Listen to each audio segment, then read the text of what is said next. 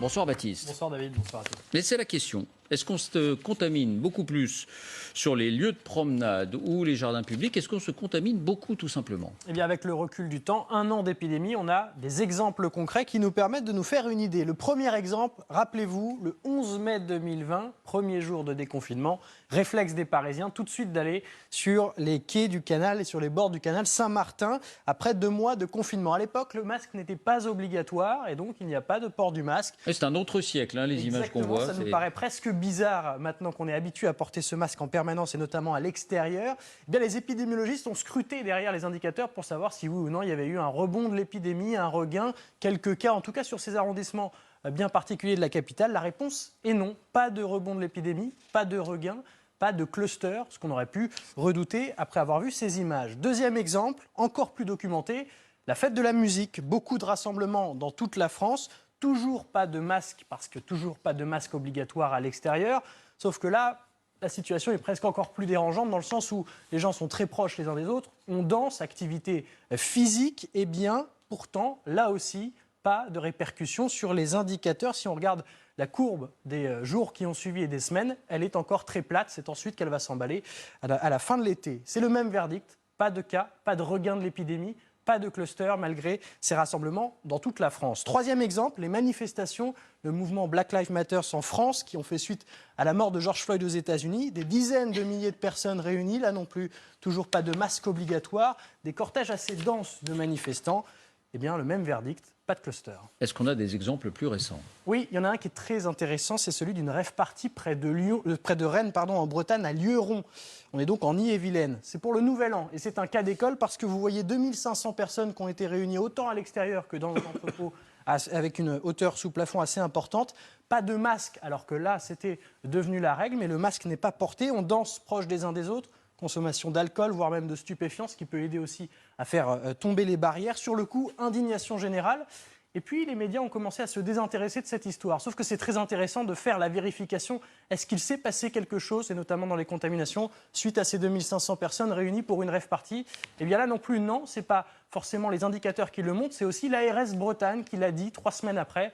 Pas de cas détectés parmi les 2500 personnes qui avaient participé à ce rassemblement interdit. Et puis le dernier exemple, il est plus récent, c'était il y a 2 semaines en Martinique, à Fort-de-France, plus de 1000 personnes réunies pour le carnaval. Alors là, la distanciation sociale n'est pas respectée. Le port du masque, il est assez aléatoire, alors qu'évidemment, il est toujours de rigueur, il est toujours obligatoire. Eh bien, pour l'heure, pas de rebond de l'épidémie en Martinique ni à Fort-de-France, alors que la Guadeloupe, qui est juste à côté, connaît une situation beaucoup plus compliquée. En Martinique, c'est l'un des taux d'incidence les plus bas de France. 34 nouveaux cas pour 100 000 habitants. Il est autour de 100 en Guadeloupe. C'est saisissant. C'est saisissant, parce que là, c'est un constat clair et carré. On va vous entendre là-dessus, professeur Deray, dans un instant.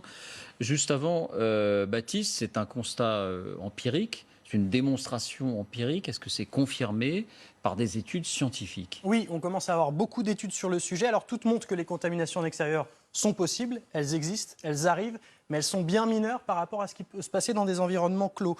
Il y a une étude chinoise, c'était la première, elle date d'avril 2020 et qui avait passé en revue 7324 cas de contamination entre le 4 janvier et le 11 février 2020. Et parmi ces 7324 cas, il y avait un seul cas de contamination en extérieur. C'était une discussion qui était survenue le 25 janvier entre un jeune homme de 27 ans et une personne qui revenait de Wuhan, vous savez, origine ville berceau de l'épidémie. Voilà comment s'était fait la contamination. La discussion à l'extérieur peut mener aussi à une contamination comme en intérieur s'il n'y a pas de respect des gestes barrières. Une étude japonaise a, elle, analysé les données relatives à 110 cas, notamment des cas autour de la capitale Tokyo. Et elle a conclu que les risques de transmission sont 18,7 fois moins importants à l'extérieur qu'à l'intérieur, près de 19 fois moins de risques si vous êtes à l'extérieur. Il y a une étude plus récente des chercheurs de l'université britannique de Canterbury Christchurch qui a passé en revue, elle, quelques 25 000 cas. On est sur un autre ordre de grandeur. Et bien sur ces 25 000 cas, il y avait 1500 cas de contamination en extérieur, 6% donc des cas analysés. Puis la dernière étude en date est celle de l'Université de Californie qui est parue il y a 2 semaines, le 15 février, qui s'appuie sur tous les travaux réalisés depuis 1 an sur ce sujet-là et sur cette question-là. Eh bien, la conclusion, c'est que ces contaminations à l'extérieur, elles représentent moins de 10% des cas de contamination au coronavirus. Alors oui, la contamination, elle peut se produire évidemment à l'extérieur. Le risque de former un cluster en extérieur, lui, il est quasi nul. Et c'est une idée qui fait consensus dans la communauté médicale. Écoutez. Tous les clusters sont à l'intérieur. On n'a aucun exemple au niveau mondial de départ de clusters à l'extérieur. Ça n'existe pas. À l'extérieur, il n'y a que des contaminations interindividuelles. Il n'y a pas des contaminations de groupe. C'est certain que quand vous êtes à l'extérieur, la probabilité de se contaminer est beaucoup plus faible. Si vous allez à l'extérieur, que vous êtes en petit comité, il n'y a aucun risque. Merci Baptiste.